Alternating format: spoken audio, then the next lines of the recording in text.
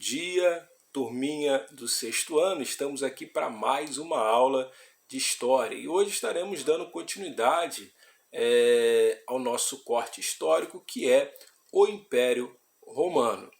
Nas últimas aulas nós temos tratado desse assunto, né? E nós vimos que o Império Romano ele é marcado por conflitos e batalhas do exército romano que vão degladiar com outros impérios vizinhos e irão vencê-los e anexá-los ao teu território, fazendo com que Roma se tornasse o maior império da antiguidade, não só no poder militar, como também na expansão geográfica. É um período de grandes conquistas do Império Romano.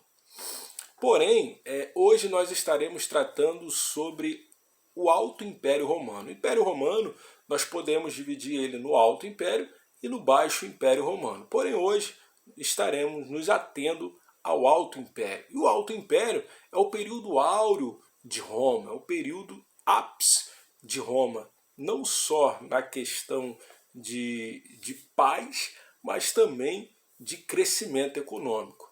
E Otávio, que era até então o imperador romano, implantará nesse momento a chamada Pax Romana. Que era Pax Romana?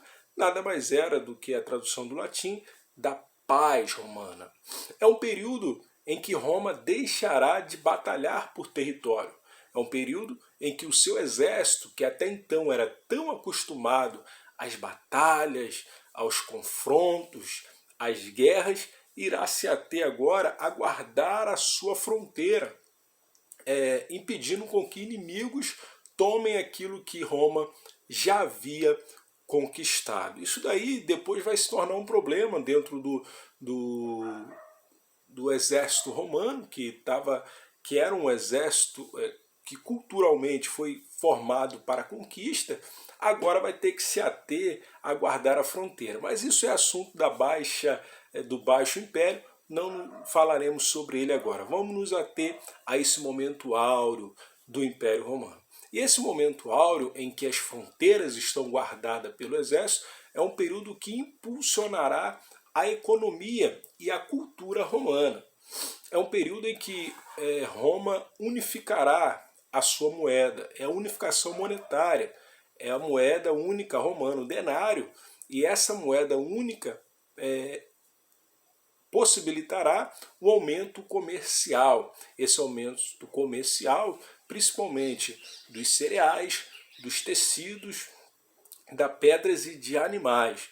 É um momento de grande riqueza do comércio romano. Esse crescimento também é impulsionado por grandes construções, principalmente de estradas e de portos, para que pudesse escoar toda a mercadoria, todo o comércio romano. É um período de grande urbanização de Roma, depois dessas grandes conquistas do Império Romano. É um período também em que Roma estabelece uma outra política chamada de pão e circo. O que seria essa política de pão e circo? Para entendermos essa política, é necessário entendermos a continuidade das construções do Império Romano, que além de estradas e portos, Roma irá construir aquedutos, fóruns e, para o lazer do seu povo, irá construir circos e os grandes coliseus ou os anfiteatros, que também eram assim conhecidos. Os coliseus eram como os nossos estádios de futebol hoje, que agregavam em torno de 80 mil pessoas que iam a essa grande construção, a esse coliseu, para verem batalhas épicas de gladiadores. E quem eram esses gladiadores? Eram escravos, né,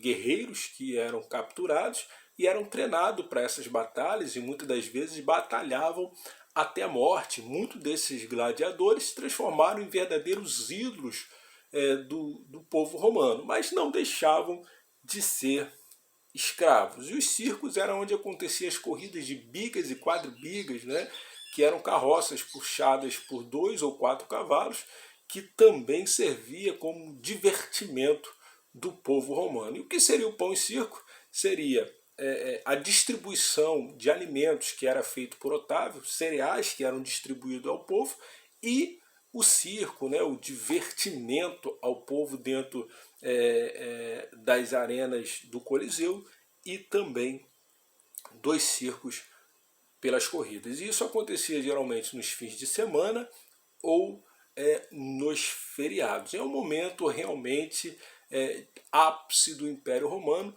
onde a paz é estabelecida e o povo tem um momento de diversão, além da falta de necessidades básicas, né?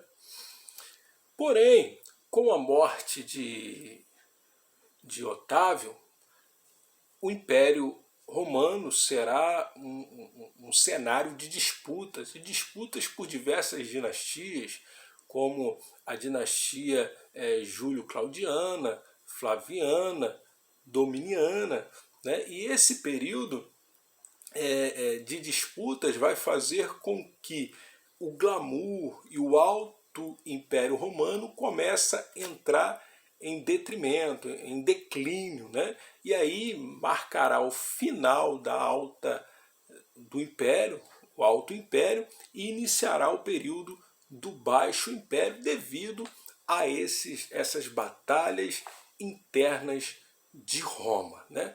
Porém, esse declínio não falaremos na aula de hoje, é assunto para as próximas aulas, tá ok?